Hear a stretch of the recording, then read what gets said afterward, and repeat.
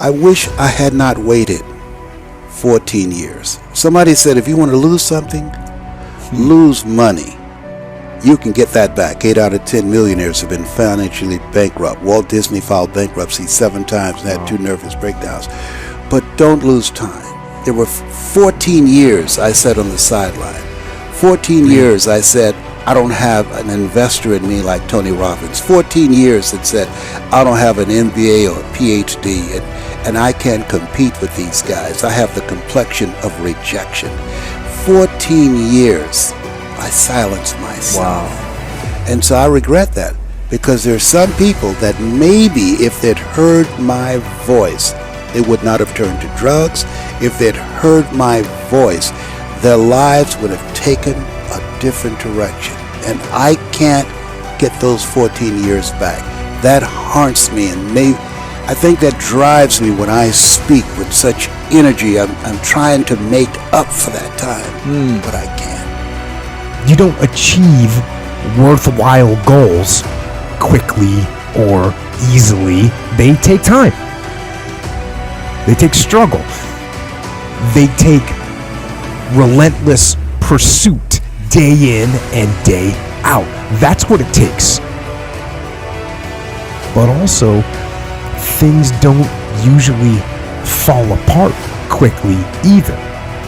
At least at first, it's a slow process. A little slip here, a little setback over there, a little wearing down of discipline and will over time. That's the thing. Success and failure are generally slow processes. Either slowly building things up or gradually tearing them down. And that's why I say you've got to pay attention. You have to watch. You have to watch every single second.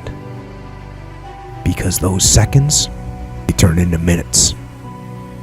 And minutes turn into hours, and hours turn into days, and days turn into years. And so, that second that just went by, that counted. And so did that second. And so did that one. And in those precious seconds, you were either building or you were decaying.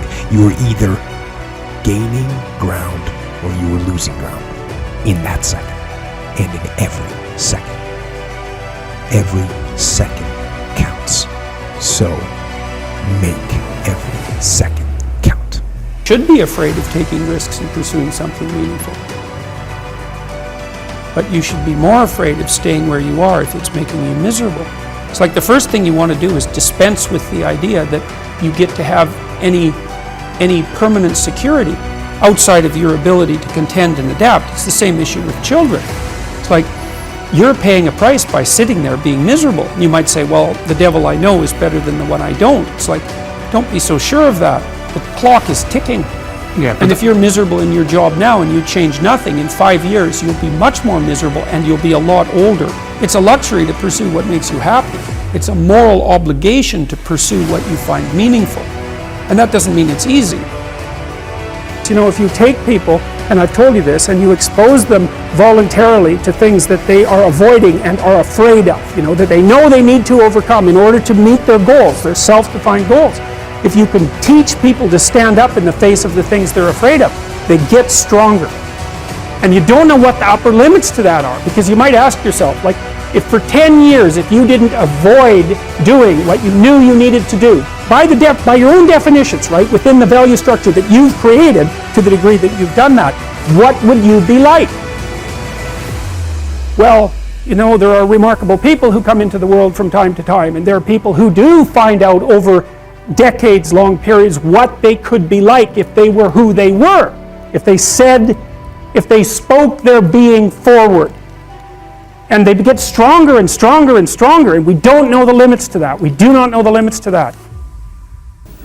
Time is short. What is your life? It's even a vapor that appeareth for a little time and then vanisheth away.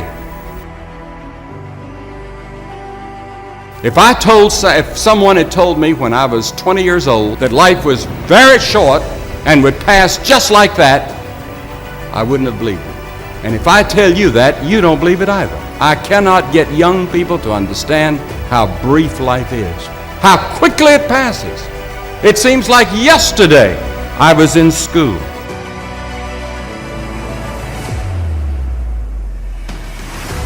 Every one of us here has been given the same amount of time in a day. 1,440 minutes a day, 168 hours per week. The days of our years are 80 years and 10. And if by reason of strength they are 80 years, yet is their strength labor and sorrow, for it is soon cut off, and we are passed away and cut off. 70 years God allows us. And it's interesting to me, with all of our medical science, we've never passed that magic mark. The average American male today lives 70 years and 4 months. The average female, 73 years and 6 months. More people live to be 70, but the average age of an American is still 70, as taught in the Scriptures. Now, 70 years God allows us. Let's think a moment. What do we do with those 70 years?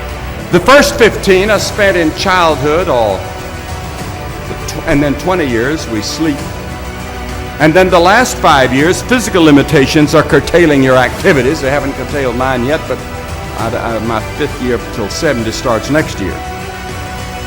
Only 30 years left, and part of that time must be spent in eating meals, working, and figuring out your income tax, things like that.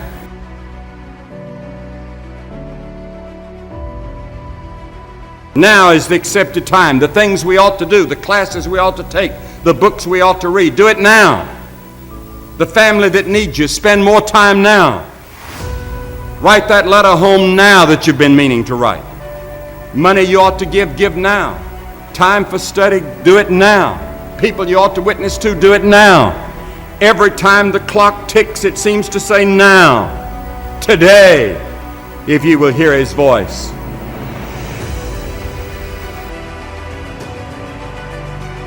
There is the category of problems in life, and it ain't going anywhere. And so the question is, can you deal with the whole category at the same time? That's the thing. That's how to be in the world, is to deal with that category all at the same time.